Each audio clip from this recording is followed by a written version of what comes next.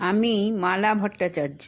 আজ 26/12/2023 গল্পমালা চ্যানেলে হেমেন্দ্র কুমার রায়ের রক্তবাদল ঝড়ে উপন্যাসের ষষ্ঠ পরিচ্ছেদের কালাপাহাড়ি কাণ্ড অংশটি পড়ে শোনাচ্ছি। তাহলে সঙ্গে থাকুন। বোম্বেটে দ্বীপের সমস্ত বোম্বেটেদের কাছে খবর গেল, স্পেন রাজ্য লুণ্ঠনে মহাবীর লোলোনেজ তোমাদের আহ্বান করছেন। মরার খোঁজ পেলে দলে দলে শকুনি যেমন আকাশ ছেয়ে উড়ে আসে, অ্যাডমিরাল লোলোনেজের কালো পতাকার তলায় চারদিক থেকে তেমনই করে ডাকাত, বোম্বেটে ও হত্যাকারীর দল ছুটে আসতে লাগলো। এখন বোম্বেটে দ্বীপে আর একজন মস্ত মাতব্বর ব্যক্তি বাস করে। তার নাম মাইকেল ডি বাস্কো, আপাতত মেজরের পদে অধিষ্ঠিত। ইউরোপের সমুদ্রেও আগে সে বড় একজন বোম্বেটে বলে নাম কিনেছিল। আজকাল অনেক টাকা রোজগার করে বক ধার্মিক সেজে পায়ের উপরে পা দিয়ে পরম আরামে বসে বসে খাচ্ছে। কিন্তু লোলোনেজের বিপুল আয়োজনে প্রচুর লাভের সম্ভাবনা দেখে সে আবার ভালো মানুষের মুখোশ খুলে রাখলে। লোলোনেজের কাছে গিয়ে বাস্কো বললে, অ্যাডমিরাল, ওয়েস্ট ইন্ডিজের সমস্ত পথঘাট আমার নখদর্পণে। তুমি যদি আমাকে প্রধান ক্যাপ্টেনের পদ দাও, আমি তাহলে তোমাকে সাহায্য করতে পারি। লোলোনেজ এত বড় একজন জাদরেল ও শক্তিশালী লোককে পেয়ে তখনই রাজি হয়ে গেল। বাস্কোকে সে কেবল প্রধান ক্যাপ্টেন নয়, স্থলপথেও নিজের ফৌজের সেনাপতির পদে নিযুক্ত করলে। এবারে 8খানা জাহাজ আর প্রায় 27 জন লোক নিয়ে লোলোনেজ স্প্যানিয়ার্ডদের সর্বনাশ করতে বেরোলো।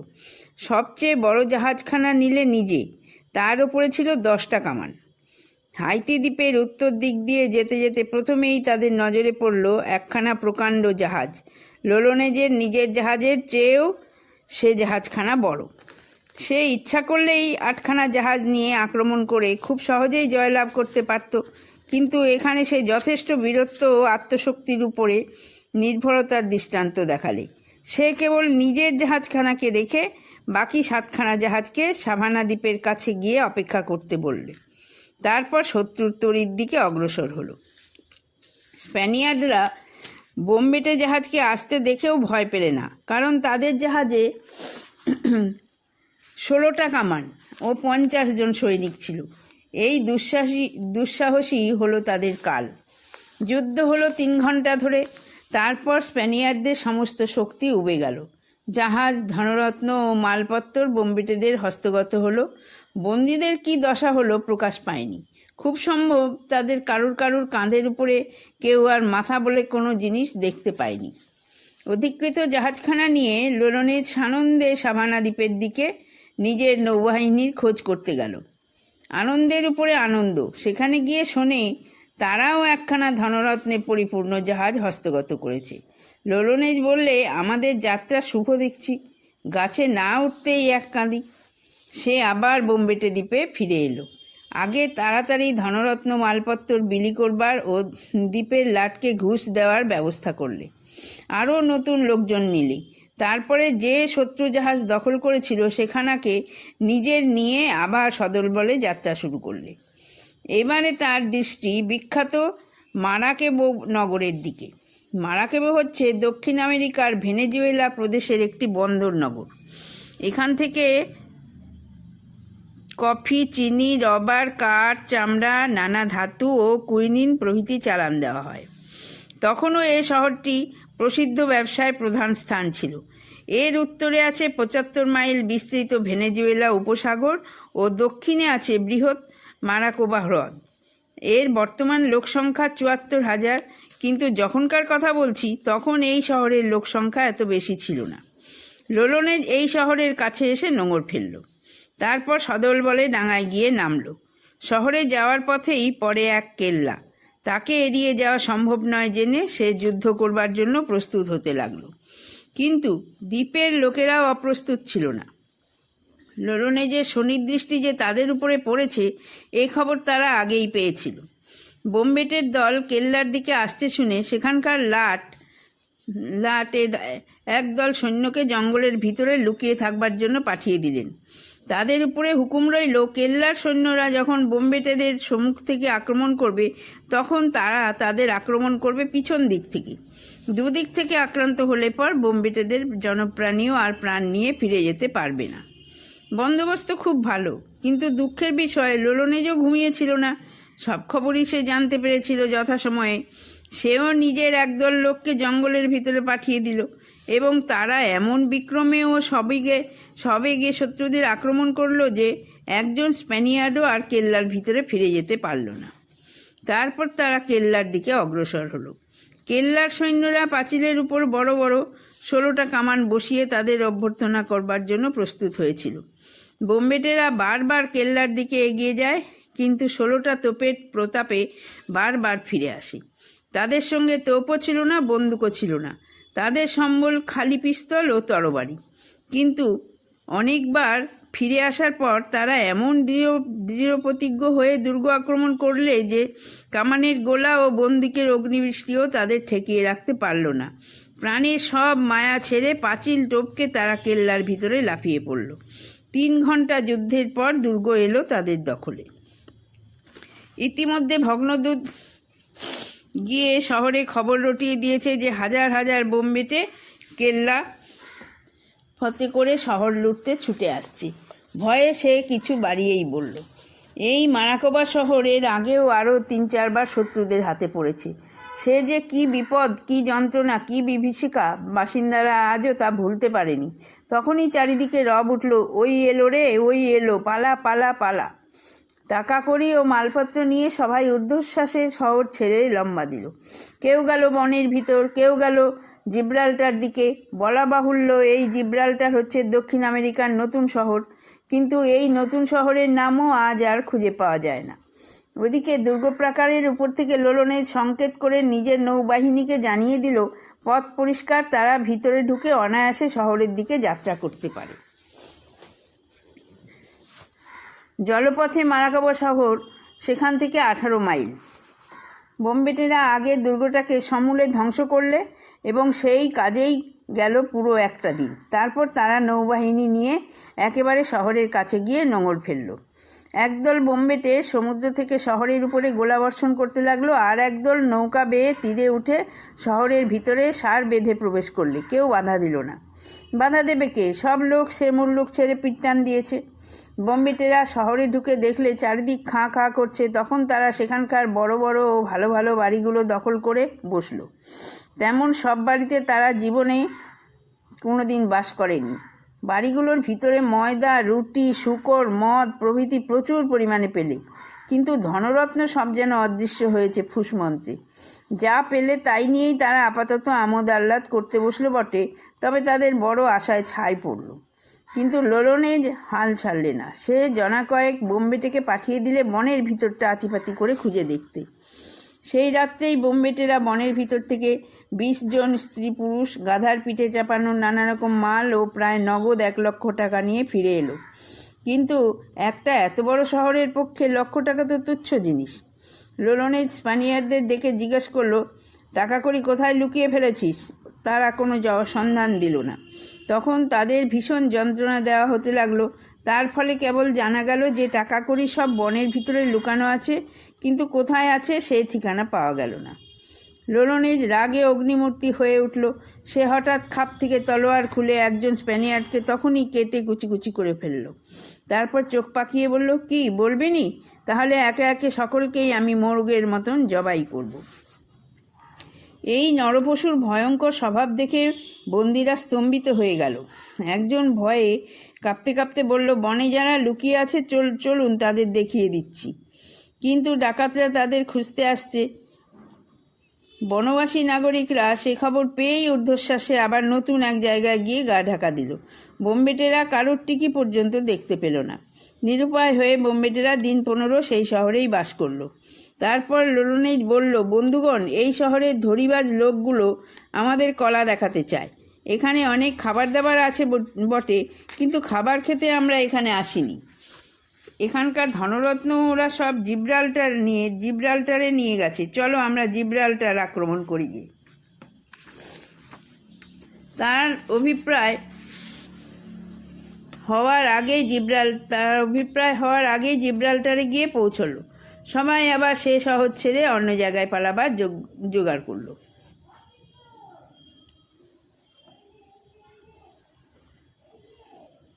কিন্তু সেখানকার শাসনকর্তা বললেন, তোমাদের কোনো ভয় নেই, আসুক না বোম্বেটেরা, এখানে এলে বাছারা মজাটা টের পাবেন, আমি তাদের সমূলে বিনাশ করব।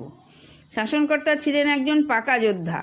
তিনি ইউরোপে অনেক লড়াই করেছেন। তিনি তখনই অসংখ্য কামান ও 800 জন সৈন্য নিয়ে বোম্বেটেদের অভ্যর্থনার আয়োজন করতে লাগলেন।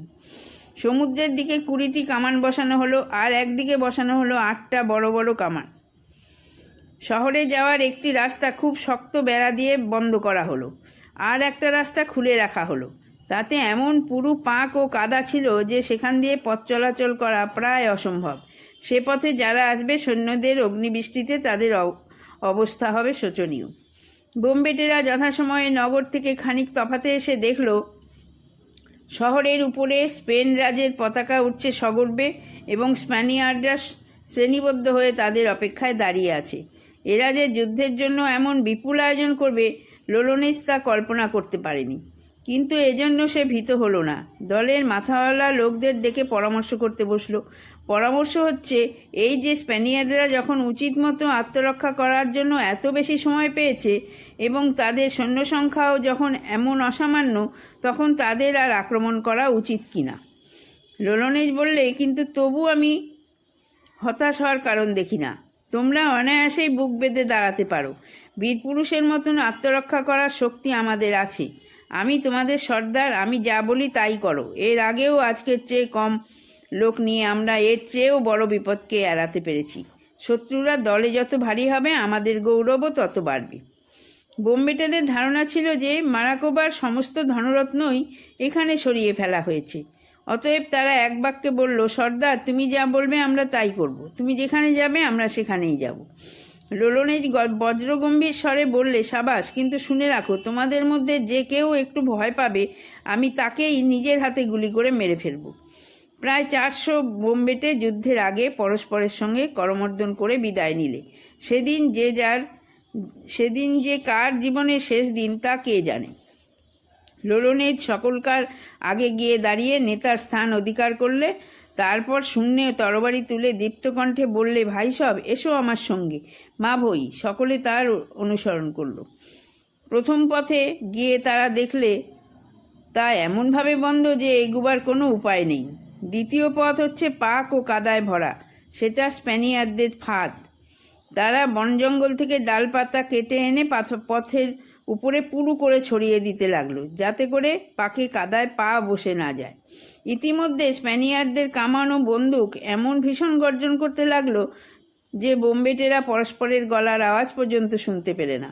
কিন্তু সেই ভয়াবহ গুলিগোলা বৃষ্টির ভিতর দিয়েও তারা নির্ভয়ে ও অটল পদে সমান অগ্রসর হতে লাগলো। অবশেষে তারা শুকনো মাঠের উপরে এসে পড়ল। এখানে আরও 6টা বড় বড় নতুন কামান অগ্নি উদ্গার করতে আরম্ভ করল। ধোঁয়ায় ধোঁয়ায় চারদিক অমাবস্যার চেয়ে অন্ধকার। তার উপরে শত্রুরা আবার দুর্গ ছেড়ে বেরিয়ে এসে সবেগে তাদের আক্রমণ করল। সে এমন প্রবল আক্রমণ যে বোম্বেটেরা পিছু না হতে পারল না। তাদের দলের অনেক লোক হত ও আহত হয়ে রক্তাক্ত মাটির উপরে লুটোতে লাগলো। বোম্বেটেরা বনের ভিতর অন্য কোনো নতুন রাস্তা আবিষ্কারের চেষ্টা করলে কিন্তু রাস্তা কোথাও নেই। শত্রুরা আর কেল্লা ছেড়ে বেরুবার নামও করল না, কিন্তু আড়াল থেকে সমানে গোলাগুলি চালাতে লাগলো। লোলোনেস তখন ভেবেচিন্তে পৃথিবীতে সব দেশেই সুপরিচিত একটি পুরানো উপায় অবলম্বন করল। সকলকেই দিল হঠাৎ একসঙ্গে পালিয়ে যেতে হুকুম। তাদের ছত্রভঙ্গ হয়ে পালাতে দেখে স্প্যানিয়ার্ডরা মহা উৎসাহে বলে উঠল, ওরা পালাচ্ছে, এসো, পিছনে গিয়ে আমরা ওদের বধ করি। তারা সার ভেঙে বিশৃঙ্খল হয়ে বোম্বেটেদের পিছন তেড়ে এলো। স্প্যানিয়ার্ডরা যখন অতিরিক্ত উৎসাহের ঝোঁকে কামানের গোলার সীমানা ছাড়িয়ে এগিয়ে এসেছে, বোম্বেটেরা তখন সর্দারের হুকুমে আচম্বিতে আবার ফিরে দাঁড়ালো এবং প্রচণ্ড বিক্রমে শত্রুদের উপরে ঝাঁপিয়ে পড়ল। বিষম হাতাহাতি লড়াই শুরু হলো। খানিক পরে দেখা গেল 200 স্প্যানিয়ার্ডের দেহ পৃথিবীকে বুকের রক্তে রাঙা করে ছেয়ে আছে এবং বাকি সবাই কেল্লার দিকে আসতে না পেরে বনের দিকে প্রাণের ভয়ে পলায়ন করছে। কেল্লার স্প্যানিয়ার্ডরা তাই দেখে হতাশভাবে কামান ছোড়া বন্ধ করে বলে উঠল, আমরা আত্মসমর্পণ করছি, আমাদের বধ করো না। কেল্লার উপর থেকে তখনই স্পেনের রাজপতাকা নামিয়ে ফেলা হলো। সেখানে উঠতে থাকলো বোম্বেটেদের পতাকা। কেল্লা ফতে শহর তাদের হাতের মুঠায়। কিন্তু সাবধানের মান নেই, বলা তো যায় না। বনের পলাতক শত্রুরা আবার যদি সাহস সঞ্চয় করে ফিরে আসে, বোম্বেটেরা কেল্লার কামানগুলো আবার নিজেদের সুবিধা মতন সাজিয়ে রাখলে। মিথ্যা ভয়, রাত্রি প্রভাত, যারা পালিয়েছে তারা আর ফিরে আসলো না। তখন হিসেব নিকেশ করে দেখা গেল শত্রুদের মৃতদেহের সংখ্যা 500। শহরের ভিতরে আহত লোকও অসংখ্য, এবং তাদের ভিতরেও অনেকে মারা পড়ছে ও মারা পড়বে। বন্দি শত্রুর সংখ্যা 150, কৃতদাসেরা গুনতিতে 500। বোম্বেটেদের লোক মরেছে মাত্র 40 জন এবং জখম হয়েছে 40 জন। যদিও ক্ষত বিষিয়ে আহতদেরও অধিকাংশই মারা পড়ল। বোম্বেটেরা শত্রুদের মৃতদেহ নিয়ে 2খানা নৌকা বোঝাই করলে। তারপর সমুদ্রের ভিতরে গিয়ে নৌকা 2খানা ডুবিয়ে দিল। তারপর আরম্ভ হলো লুট। সোনার তাল, রূপার তাল, হিরে মুক্ত, ভালো ভালো দামি আসবাব, নানা রকম মাল, শহরের কোথাও আর কিছু বাকি রইল না। কিন্তু লোভ এমনই জিনিস, সারা শহর লুটেও বোম্বেটেদের আশ মিটল না। তাদের সন্দেহ হলো আরও অনেক ধনরত্ন লুকিয়ে ফেলা হয়েছে। সুদীর্ঘ 18 দিন ধরে চলল অবাধে এই পরস্পর অপহরণের বীভৎস পালা। এরই মধ্যে বন্দি স্প্যানিয়ার্ডদের অধিকাংশই ইহলোক ত্যাগ করলে অনাহারে। শহরে খাবার জিনিস, বিশেষ করে তাদের প্রধান আহার্য মাংসের জালপন্নায় অভাব। যা ছিল তা বোম্বেটেদেরই পক্ষে অপ্রচুর। তা থেকে বন্দীদের ভাগ কেউ দিলে না। বন্দীদের খেতে দেওয়া হতো খচ্চর ও গাধার মাংস। অনেকে তা মুখেই তুলতে পারত না। খিদের চোটে যারা তাও খেতে বাধ্য হতো। অনভ্যাসের দরুন তারা পেটের অসুখে ভুগে ভবলীলা সাঙ্গ করল। অনেক বন্দীকে গুপ্তধন দেখিয়ে দেওয়ার জন্য এমন দুঃসহ ও পাশবিক যন্ত্রণা দেওয়া হলো যে সইতে না পেরে তারাও পরলোকে প্রস্থান করল। অল্প যে কয়জন বেঁচে ছিল, লোলোনেস তাদের ডেকে বলল, তোমাদের ছেড়ে দিচ্ছি। তোমরা বনের ভিতর গিয়ে তোমাদের সঙ্গীদের বলগে যাও যে আমাকে আরও অনেক টাকা না দিলে আমি এই শহরে আগুন ধরিয়ে দেব। যাও, 2 দিন সময় দিলুম। 2 দিন কেটে গেল। বোম্বেটেরা তখন শহরে আগুন ধরাতে আরম্ভ করলো। স্প্যানিয়ার্ডরা দূর থেকে তাই দেখতে পেয়ে তখনই দূত পাঠিয়ে দিল। সে এসে জানালো, টাকা এখনই নিয়ে আসা হবে, দয়া করে আপনারা আগুন নিভিয়ে দিন। বোম্বেটেরা রাজি হলো বটে, কিন্তু ততক্ষণে শহরের এক অংশ পুড়ে একেবারে ছাই হয়ে গেছে। তারপর তাদের টাকা এলো। তবু 4 সপ্তাহ সেই শহরে দৈত্য লীলা করে সমস্ত ধনরত্ন নিয়ে তারা আবার জাহাজে গিয়ে উঠল। আবার তারা মারাকেবো শহরে এসে হাজির। পাপ বিদায় হয়েছে ভেবে যারা ভরসা করে শহরে ফিরে এসেছিল তারা ফের পালাতে লাগলো। বোম্বেটেরা তাদের খবর পাঠিয়ে দিলে যে হয় আমাদের ধনরত্ন দিয়ে খুশি করো, নয় আমরা সারা শহর আবার লুট করে আগুন ধরিয়ে দেব। অনেকে টাকা পাঠিয়ে মারাকেবোর অধিবাসীরা এই আসন্ন বিপদ থেকে উদ্ধার লাভ করলে। বিজয় গর্বে ফুলে উঠে লোলোনেজ আবার বোম্বেটে দ্বীপে ফিরে এলো। তাদের অপূর্ব সৌভাগ্যের কাহিনী ঘরে ঘরে ছড়িয়ে পড়ল। যারা তার সঙ্গী হয়নি তারা অনুতাপে হাহাকার করতে লাগলো। লোলোনেজ দলের প্রত্যেককে তার প্রাপ্য অংশ কড়ায় গণ্ডায় বুঝিয়ে দিলে। প্রত্যেকেরই রোগা পকেট মোটা হয়ে ফুলে উঠল। কিন্তু তারা এমনই লক্ষ্মী ছাড়া যে জুয়া খেলে আর মদ খেয়ে 2 হাতে টাকা উড়াতে লাগলো। সে পাপের ধন আর বেশি দিন রইল না। অল্পদিন পরেই তারা যে গরিব ছিল সেই গরিবই হয়ে পড়ল। তখন তারা আবার নতুন শিকারের খোঁজে বেরিয়ে পড়বার জন্য আগ্রহ প্রকাশ করতে লাগলো। সবাই বলে, সর্দার আবার সাগরে জাহাজ ভাসাও। সর্দার বলে, তথাস্তু। মহাবিচারকের বিচার। 7ম পরিচ্ছদ। বোম্বেটে দ্বীপে যদি ভালো গণৎকার থাকতো তাহলে নিশ্চয় সে বলতো, লোলোনেজ সাবধান, এবারের যাত্রা শুভ নয়। কিন্তু সে কথা সে কানে তুলতো কিনা সন্দেহ। নিয়তির সূত্র তাকে বাইরে টানছে। সে অনেক পাপ করেছে, এবারে প্রতিক্রিয়ার সময় এসেছে। ভবিষ্যৎ ভাববার সময় তার ছিল না। বর্তমানের ঔজ্জ্বল্যে সে অন্ধ। বোম্বেটে দ্বীপে তার চেয়ে বড় নাম আজ আর কারুর নাই। সবাই তাকে ভয় করে, সম্মান করে, শ্রদ্ধা করে, যেন সে নরদেবতা। যেমন তার শক্তি তেমনই ঐশ্বর্য। কিন্তু তার উচ্চাকাঙ্ক্ষা তাকে স্থির থাকতে দিলে না। তাই আবার সে যেদিন সমুদ্রযাত্রা করবে বললে সেদিন সারা দেশে আনন্দ ও উৎসাহের বন্যা বইল। এবারে আর লোকজনের জন্য তাকে একটুও মাথা ঘামাতে হলো না। লোলোনেজের সঙ্গী হয়ে বিপদে পড়তেও লোকের এত আগ্রহ যে তার দরজার সামনে উমেদার আর ধরে না। যত লোক সে চায় তার চেয়ে ঢের বেশি লোক এসে তার কাছে ধর্ণা দিয়ে পড়ল। লোলনেজ নতুন করে 6খানা জাহাজ সাজালে এবারে তার সঙ্গীর সংখ্যা হলো 700। এর মধ্যে 300 জন আগের বারেও তার সঙ্গে গিয়েছিল। লোলনেজ বললে, এবারে আমি নিকারাগুয়া জয় করতে যাব। আবার সমুদ্র। বাংলায় সমুদ্রের আরেক নাম রত্নাকর, এবং এই বোম্বেটেদের পক্ষে সমুদ্র রত্নাকরই বটে।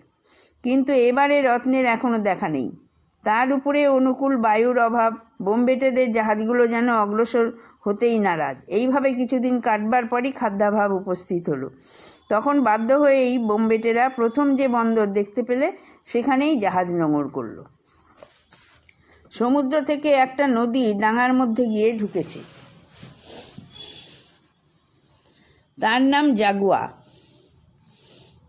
তার তীরে তীরে অসভ্য ও দরিদ্র লাল মানুষ বা রেড ইন্ডিয়ানের বাস। বোম্বেটেরা নৌকায় চড়ে সেই নদীর ভিতরে গেল এবং রেড ইন্ডিয়ান বেচারাদের পালিত পশু অন্যান্য মালপত্র নিঃশেষে কেড়ে নিলে নিজেদের খাদ্যাভাব দূর করার জন্য। কেবল তাইতেই খুশি হলো না, তারা স্থির করলে যতদিন না অনুকূল বাতাস বয় ততদিন তারা আর বাহির সমুদ্রে যাবে না। এই দেশে যত শহর আর গ্রাম লুট করে সময় কাটাবে আর পকেট পূর্ণ করবে। তারা গ্রামের পর গ্রাম, শহরের পর শহর লুট করতে করতে পুয়ার্টো কাভালো, মূল গ্রন্থের এই নামটি সম্ভবত ভুল, দিয়ে মধ্য আমেরিকার সমুদ্র উপকূলে পুয়ার্টো কাভাল্লে নামে কোনো বন্দরের সন্ধান পাওয়া যায়নি। দক্ষিণ আমেরিকার ভেনেজুয়েলা প্রদেশের সমুদ্র উপকূল ওই নামের একটা সমৃদ্ধশালী বন্দর আছে।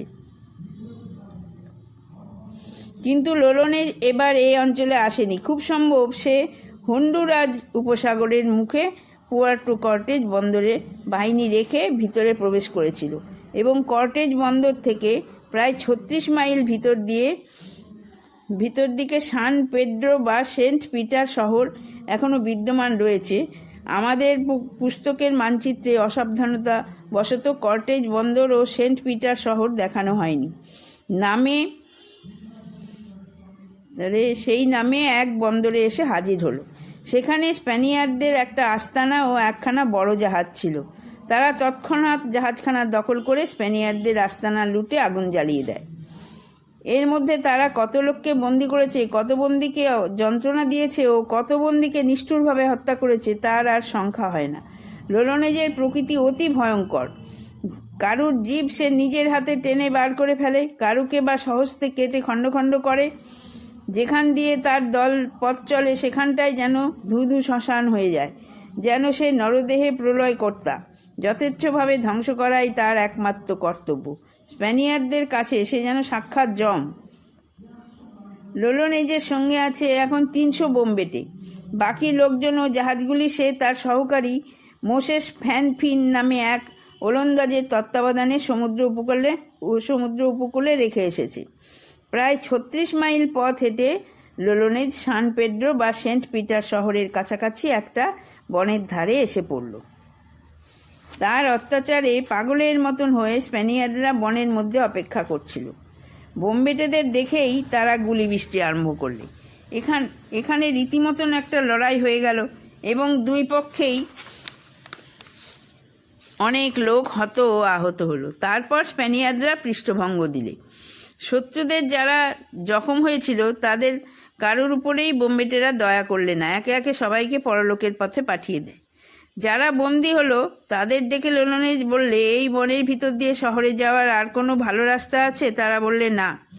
লোলনেজ আবার গর্জন করে বললে, ভালো চাস তো এখনো বল। তারা বললে, আর রাস্তা নেই।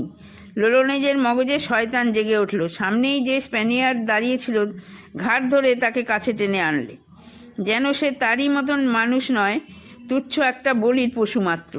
ফস করে খাপ থেকে চকচকে তলোয়ারখানা বার করে ফেললে এবং সেই হতভাগ্য স্প্যানিয়ার্ডের বুকের ভিতর তলোয়ারের ডগা ঢুকিয়ে দিয়ে মস্ত একটা ছিদ্রের সৃষ্টি করলে। তার মর্মভেদী আর্তনাদে কিছুমাত্র কান না পেতেই তারপর সেই তখনও জীবন্ত দেহের ছাদা করা বুকের মধ্যে নিজের হাত ঢুকিয়ে দিলে এবং তার নিত্যশীল তপ্ত ও রক্তাক্ত হৃৎপিণ্ডটা সজোরে ছিনিয়ে নিয়ে নিজের মুখে পুরে পরম উপাদেয় খাদ্যের মতন কচমচ করে চিবোতে চিবোতে বলল, বল কোথায় রাস্তা আছে, নইলে তোদের হৃৎপিণ্ডও আমার খাবার হবে। গল্পের রাক্ষস কি আজ মানুষ মূর্তিতে সম্মুখে দেখা দিয়েছে? না এ ভূত প্রেত পিশাচ? বন্দীদের হৃৎপিণ্ডও যেন মহা আতঙ্কে বুকের ভিতরেই মূর্ছিত হয়ে পড়ল। শিউরোতে শিউরোতে তারা প্রায় রুদ্ধস্বরে বললে, আমরা পথ দেখিয়ে দিচ্ছি, আমরা পথ দেখিয়ে দিচ্ছি। রক্তমাখা ওষ্ঠাধর ফাঁক করে হা হা হা হা করে অট্ট হাসি হাসতে হাসতে ললনেজ বললে, পথে এসো বাবা, পথে এসো। কোথায় পথ? কিন্তু কোথায় পথ? গভীর অরণ্য, গাছের পর গাছ জড়াজড়ি করে দাঁড়িয়ে আছে। তাদের পায়ের তলায় কাটা ঝোপ আর জঙ্গল, অজগর সাপ ও জাগুয়ার বাঘ ছাড়া সেখান দিয়ে আর কেউ আনাগোনা করে না। বন্দীরা ভয়েই পথের নাম মুখে এনেছিল, আসলে সেখানে কোনো পথ ছিল না। দাঁতে দাঁত ঘষতে ঘষতে ললনেজ বলল, পথ নেই? আচ্ছা, স্প্যানিয়ার্ড কুত্তারাই এজন্য শাস্তি ভোগ করবে। ললনেজের শাস্তি না জানি সে কি ভয়ানক।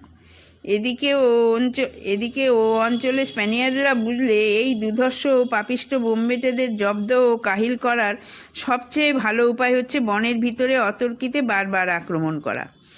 এমনই বারংবার আক্রমণের ফলে বোম্বেটেরা সত্যই মহা জ্বালাতন হয়ে উঠল এবং তাদের সংখ্যাও ক্রমেই কমে আসতে লাগলো। কিন্তু বাধা পেয়েও শেষ পর্যন্ত তারা সেন্ট পিটার শহরের কাছাকাছি এসে পড়ল। এবার বিষম যুদ্ধ আরম্ভ হলো। এই যুদ্ধে স্প্যানিয়ার্ডরা বড় বড় কামানও ব্যবহার করতে ছাড়লে না। কিন্তু যেই তারা কামান ছোড়ে, ললনেজের আদেশে বোম্বেটেরা অমনি মাটির উপরে শুয়ে পড়ে। তারপর গোলাগুলো তাদের পার হয়ে শূন্য দিয়ে চলে গেলেই তারা চোখের নিমেষে উঠে পড়ে, শহরের দিকে এগিয়ে যায় এবং হৈ হৈ রবে বোমার পর বোমা ছুটতে থাকে। বোমা ছুঁড়ে বহু শত্রু নিপাত করেও একবার স্প্যানিয়ার্ডদের প্রবল আক্রমণে চোখে সর্ষে ফুল দেখতে দেখতে বোম্বেটেরা ঊর্ধ্বশ্বাসে পালিয়ে এলো। কিন্তু ললনেজের দীপ্ত বাক্যে উত্তেজিত হয়ে আবার তারা ফিরে দাঁড়িয়ে তেড়ে গেল। তখন স্প্যানিয়ার্ডদের সব সাহস আর শক্তি ফুরিয়ে গিয়েছে। সাদা নিশান হাতে করে শত্রুদূত এসে জানালে, আমরা শহরের ফটক খুলে দিচ্ছি, কিন্তু এই শর্তে যে 2 ঘন্টার ভেতরে আমাদের উপরে কেউ কোনো অত্যাচার করতে পারবে না। আর বেশি লোক ক্ষয় করতে না চেয়ে ললনেজ এই শর্তেই রাজি হয়ে গেল। শহরের ফটক খুলল, বোম্বেটেরা সার বেঁধে ভিতরে গিয়ে ঢুকলো। ললনেজ আজ একটু ভদ্রতার পরিচয় দিলে। ঠিক 2 ঘন্টা সে লক্ষ্মী ছেলের মতন হাত গুটিয়ে চুপ করে বসে রইল। শত্রুরা দামি জিনিসপত্র নিয়ে দলে দলে সরে পড়ছে দেখেও নিজের শয়তানিকে সে চেপে রাখলে।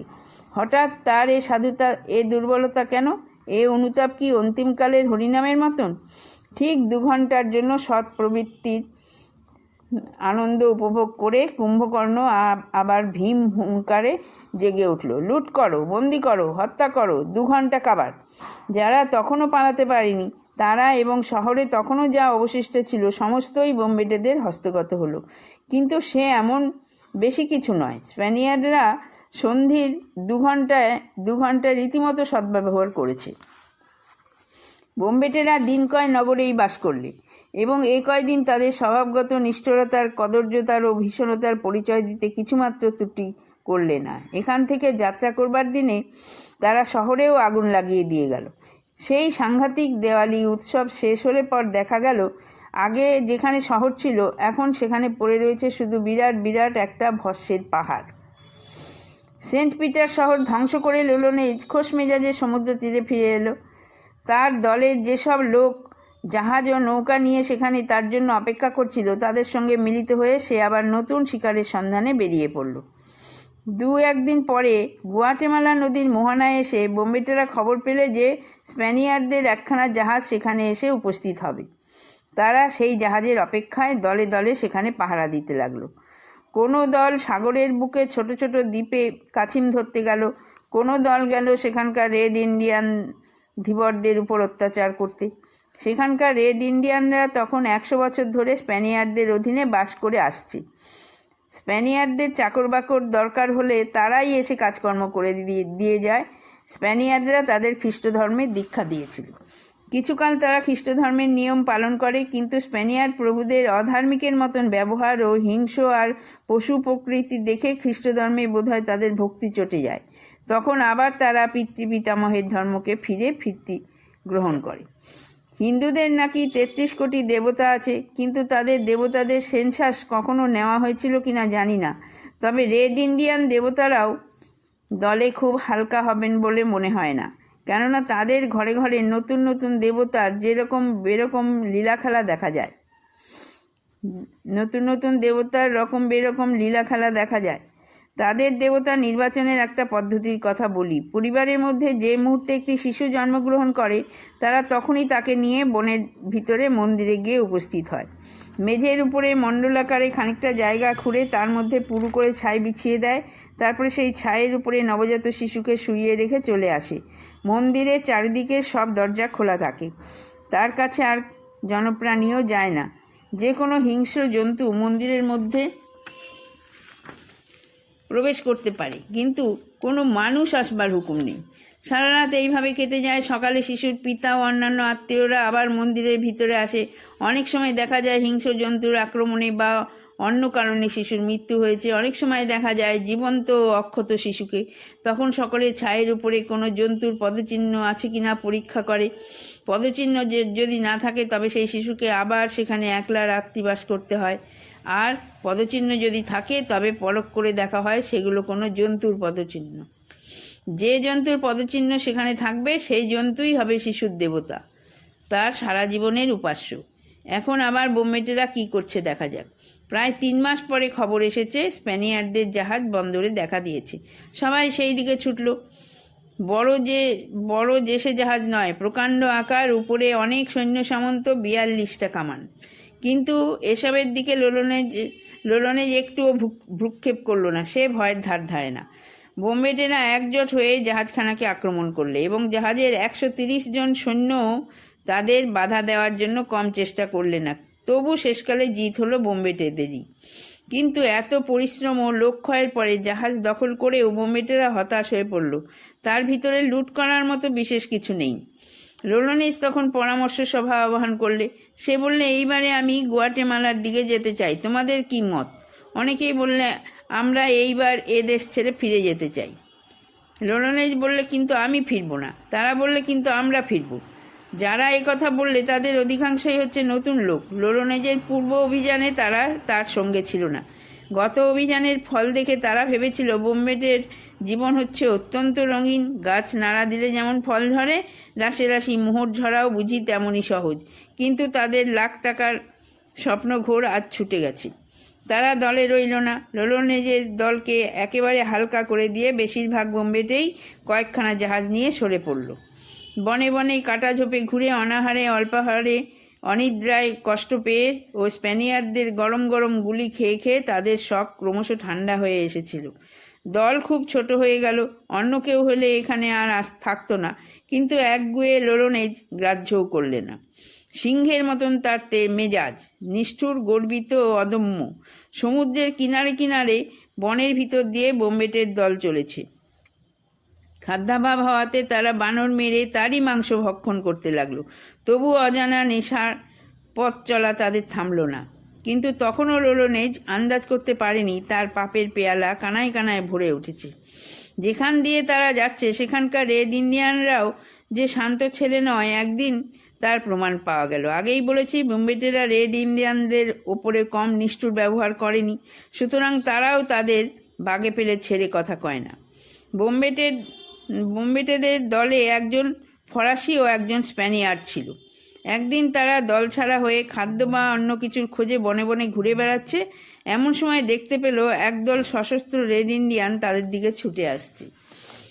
ছুটে কাছে এসে তারা যে তাদের আদর করে কোলে টেনে নেবে না, বোম্বেটেরা এটুকু বেশ বুঝতে পারলে। তারা তরোয়াল বার করলে, কিন্তু দুখানা তরবারি দ্বারা এত লোককে ঠেকানো যায় সোজা কথা নয়। তখন তারা পদযুগলের উপরে নির্ভর করাই উচিত মনে করলে। ফরাসি বোম্বেটের পদযুগল এমন সুপটু ছিল যে তীরের মতন সে অদৃশ্য হয়ে গেল। কিন্তু স্প্যানিয়ার্ড ভায়া পায়ের কাজ ভালো করে শেখেনি। রেড ইন্ডিয়ানরা তাকে ধরে ফেললে। 2-4 দিন পরে অন্যান্য বোম্বেটেদের সঙ্গে সেই ফরাসি আবার সঙ্গীর খোঁজে ঘটনাস্থলে এসে হাজির হলো। দেখা গেল সেখানে একটা অগ্নিকুণ্ড রয়েছে, কিন্তু তার ভেতরে আগুন নেই। খানিক তফাতে পড়ে রয়েছে কতগুলো হাড়। বোম্বেটেরা আন্দাজ করলো স্প্যানিয়ার্ড ভায়ার দেহে রোস্ট বানিয়ে রেড ইন্ডিয়ানরা উদর পরিতৃপ্ত করেছে। অবশ্য এর অনুমান ভুল হতে পারে, কিন্তু স্প্যানিয়ার্ডকে আর পাওয়া যায়নি। এদিকে লোলোনেজের অবস্থা এমন দাঁড়িয়েছে দেখুন। দলের অনেকে তাকে ছেড়ে চলে যাওয়ায় সে শক্তিহীন হয়ে পড়েছে। বিপদের উপর বিপদ। রেড ইন্ডিয়ানরা স্প্যানিয়ার্ডদের সঙ্গে যোগ দিয়ে পিছনে লেগেছে। বোম্বেটেদের তারা বুঝেছে এই হতচ্ছাড়া বোম্বেটেগুলো হচ্ছে কলেরা, বসন্ত ও প্লেগের মতন সমস্ত মানুষ জাতেরই শত্রু। এদের উচ্ছেদ না করতে পারলে শান্তি নেই। দিনের পর দিন তাদের সঙ্গে লড়ে লড়ে বোম্বেটেদের অধিকাংশই মারা পড়ল। তবু লোলোনেজ ফেরবার নাম মুখে আনে না। কিন্তু শেষটা ফিরতে হলো। এবার ফিরে লোলোনেজ তার সত্যিকারের স্বদেশে গেল, অর্থাৎ নরকে। এবং সেই মহাপ্রস্থানের দৃশ্য লোলোনেজেরই উপযোগী। ডেরিয়েন প্রদেশে রেড ইন্ডিয়ানরা একদিন বোম্বেটেদের ক্ষুদ্র দলকে আক্রমণ করলে তাদের বেশিরভাগ মারা পড়ল, কতক পালালো, কতক বন্দি হলো। বন্দীদের ভিতরে ছিল লোলোনেজ স্বয়ং। হাজার হাজার বন্দির রক্তে যার হাত এখনও ভিজে আছে, সেই লোলোনেজ আজ বন্দি। এমন বন্দিকে যেভাবে অভ্যর্থনা করতে হয় রেড ইন্ডিয়ানরা তাই করলে। তারা আগে লোলোনেজকে একটা গাছের গুঁড়িতে বাঁধলে, তারপর তার সম্মুখে বড় অগ্নিকুণ্ড জ্বাললে। কেউ হয়তো জীবন্ত লোলোনেজের নাক কেটে নিয়ে আগুনে ফেলে দিলে, কেউ কেটে নিলে কান, কেউ কাটলে জিভ, কেউ কাটলে হাত, কেউ বা পা। এইভাবে ক্রমে ক্রমে তার ভয়াবহ মৃত্যু ঘটল। তার দেহের সমস্ত অঙ্গ প্রত্যঙ্গ যখন পুড়ে ছাই হয়ে গেল, রেড ইন্ডিয়ানরা তখন সেই ছাইগুলো নিয়ে বাতাসে উড়িয়ে দিলে, যাতে এই অমানুষিক মানুষের কোনো ঘৃণিত স্মৃতি পৃথিবীকে আর কলঙ্কিত না করতে পারে। তার পাপ সঙ্গীদেরও ওই দুর্দশাই হলো। কেবল একজন অনেক সাধ্য সাধনার পর কোনো গতিকে শেষটা মুক্তি পেয়েছিল। বোম্বেটেদের এই শোচনীয় পরিণামের কথা প্রকাশ পায় তার মুখেই।